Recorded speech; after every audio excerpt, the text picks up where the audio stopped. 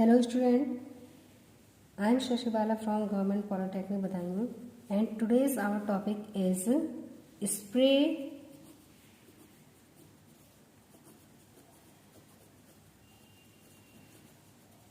application of paint। तो paint में जो हम स्प्रे एप्लीकेशन यूज़ करते हैं वो हमारी किस तरह से होती है और क्या क्या हमारी टेक्निक्स यूज़ की जाती हैं स्प्रे एप्लीकेशंस में और क्या क्या हमारा जो मेथड है स्प्रे करने का वो हमारा इसमें यूज़ किया जाता है, वो सभी चीज़ें आज हम इस टॉपिक में समझेंगे। तो चलिए स्टार्ट करते हैं। तो सबसे पहले जब हम स्प्रे की बात करते हैं तो यहाँ पर स्प्रे का मीन हो जाता है कि कोई भी लिक्विड का पार्टिकल, यानी कि अगर एक हमारी ड्रॉप है तो वो अगर बहुत ही छोटे छोटे ड्रॉप्स में कन्वर्ट हो जाए तो इसका मतलब क्या है, वो स्प्रे है।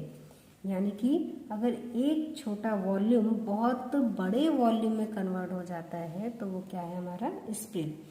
तो पेंट को हम सरफेस पर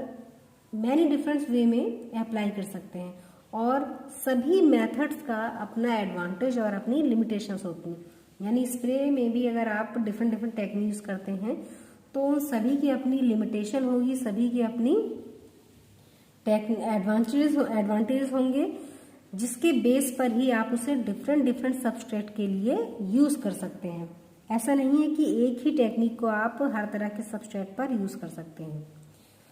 तो प्रोडक्ट की जैसी भी नीड होगी, अकॉर्डिंग टू नीड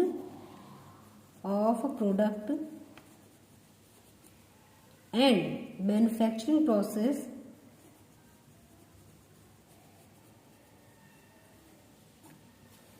तो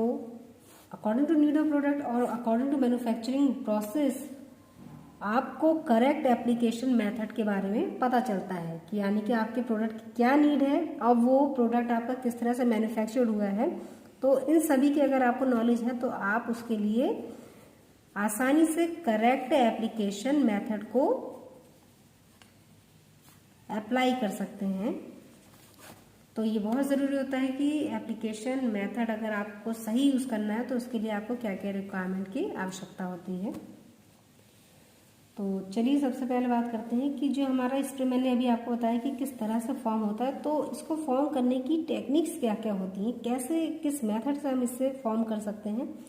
तो इस पर बात करते हैं। तो देखिए मोस्टली जो आपकी इंडस्ट्रियल पेंट सिस्टम होते हैं उन सभी में हमारा लिक्विड पेंट को ही सबसे ज़्यादा प्रेफर किया जाता है और लिक्विड पेंट को अप्लाई करने के लिए मोस्टली, यानी कि अगर हम स्पेसिफिक तरीके से लिक्विड पेंट को अप्लाई करना चाहते हैं तो उसमें हम किसका यूज़ करते हैं, स्प्रे का, जिससे हमारा क्या होता है, पेंट की कम से कम वेस्टेज होती है और लेस अमाउंट ऑफ पेंट पे बहुत ज़्यादा एरिया पार्ट का कवर किया जा सकता है। तो ये हो जाता है हमारा कि ये बहुत इकोनॉमिक हो जाता है कि कम पेंट में हम ज़्यादा से ज़्यादा एरिया को पेंट कर सकते हैं। तो लिक्विड के लिए क्या होता है इस केस में, जो हमारी स्प्रे गन्स होती हैं, स्प्रे करने के लिए हम किसका यूज़ करते हैं, स्प्रे गन्स का यूज़ करते हैं,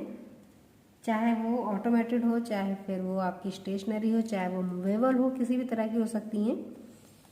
तो स्प्रे गन जो हमारी यूज़ की जाती हैं तो इसमें क्या होता है, लिक्विड कोटिंग को, यानी कि हमारा एक कंटेनर होता है, कंटेनर से आपका लिक्विड स्प्रे गन तक पहुंचाया जाता है। ओके, तो कंटेनर से आपका पेंट किया जाता है स्प्रे डिवाइस, और स्प्रे डिवाइस हमारी कौन सी होती है, यहाँ पर स्प्रे गन, स्प्रे डिवाइस तक पहुंचाया जाता है और वहां पर हम प्रेशर का यूज करते हैं जो लिक्विड की स्ट्रीम को फाइन ड्रॉपलेट्स में कन्वर्ट कर देता है। तो स्प्रे का हमारा मतलब क्या है कि फाइन ड्रॉपलेट्स में, यानी कि ये हमारी क्या है, फाइन ड्रॉपलेट्स, यानी कि छोटी छोटी और इवन फाइन ड्रॉपलेट्स होती हैं हमारी, अगर उसमें हम कन्वर्ट कर देते हैं तो उससे हमारा ये क्या कहलाता है, स्प्रे। तो सबसे पहले लिक्विड कंटेनर, जो आपका कंटेनर होता है उससे लिक्विड को शक करने के बाद मटेरियल हमारा जो लिक्विड पेंट है आपका वो कहाँ पहुँचता है, स्प्रे डिवाइस तक, मीन स्प्रे गन तक। और नोजल पर आपका हाई प्रेशर के वजह से जो लिक्विड स्ट्रीम है, यानी कि जो आपका ये लिक्विड यहाँ से जब निकलता है नोजल से स्प्रे गन की, तो हाई प्रेशर के अटैक की वजह से ये क्या होता है, छोटे छोटे पार्टिकल्स में ब्रेक हो जाता है, जिसे हम क्या कहते हैं, मिस्ट फॉर्म हो जाती है, एक तरह से धुंध सी बन जाती है। और वही धुंध या वही मिस्ट आपकी क्या कहलाती है, फाइन ड्रॉपलेट्स की स्प्रे। तो यहाँ पर जो हम प्रेशर यूज़ करते हैं वो प्रेशर अलग अलग तरह से हम यूज़ कर सकते हैं, चाहे आपका कंप्रेस्ड एयर का प्रेशर हो या फिर हाइड्रोलिक हो, किसी भी तरह से आप यूज़ कर सकते हैं। तो जो आपका स्प्रे है, तो स्प्रे को हम अगर डेफिनेटली अगर बताएं तो लिक्विड पेंट का फाइन ड्रॉपलेट्स में इवन डिस्ट्रीब्यूशन हमारा क्या कहलाता है, spray application. Mean the even distribution of the liquid paint into a finally divided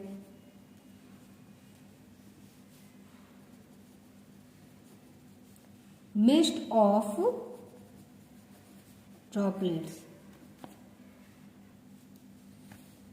droplets के बाद आपका क्या हो जाएगा, यही ड्रॉपलेट्स आपका क्या कहलाता है, it is called atomisation. Mean अगर आपका लिक्विड पेंट यूज किया गया है, यानी कि अगर आपका ये लिक्विड पेंट है इस तरह से, इसकी एक स्ट्रीम है, और लिक्विड पेंट की स्ट्रीम को अगर आप एक समान, यानी कि इसका अगर आप इवन डिस्ट्रीब्यूशन कर देते हैं, यानी कि एक समान डिस्ट्रीब्यूशन कर देते हैं, किस फॉर्म में, बहुत ही छोटी छोटी ड्रॉपलेट्स की फॉर्म में, और इन ड्रॉपलेट्स की जो एक धुंध सी क्रिएट होती है, एक मिस्ट बनती है, यही मिस्ट आपकी क्या कहलाती है, एटोमाइजेशन। तो स्प्रे को टेक्निकली हम क्या कहते हैं, एटोमाइजेशन। ठीक है, और यही एटोमाइजेशन हमारा क्या कहलाता है, स्प्रे टेक्निक्स कहलाती हैं। तो यहाँ पर हम डिफरेंट टाइप्स की, सेवरल टाइप्स की स्प्रे गन का यूज करते हैं, और एटोमाइजेशन के लिए हम यहाँ पर डिफरेंट मेथड्स का यूज करते हैं। तो जैसी आपकी स्प्रे गन होगी, यानी कि जैसे आपकी स्प्रे डिवाइस होगी, उसी डिवाइस के अकॉर्डिंग आपका क्या होगा, एटोमाइजेशन मेथड होगा। यानी कि लिक्विड पेंट की स्ट्रीम को फाइन ड्रॉपलेट्स में कन्वर्ट करने के लिए जो आप मेथड यूज करेंगे, तो वो मेथड क्या होंगे, सारे ही आपके एटोमाइजेशन मेथड होंगे। लेकिन उन सभी एटोमाइजेशन मेथड में जो आपकी टेक्निक यूज की गई होगी ब्रेक करने के लिए लिक्विड पेंट की स्ट्रीम को, वो आपकी अलग अलग हो सकती है। तो इसके बारे में हम अपने नेक्स्ट वीडियो में बात करेंगे।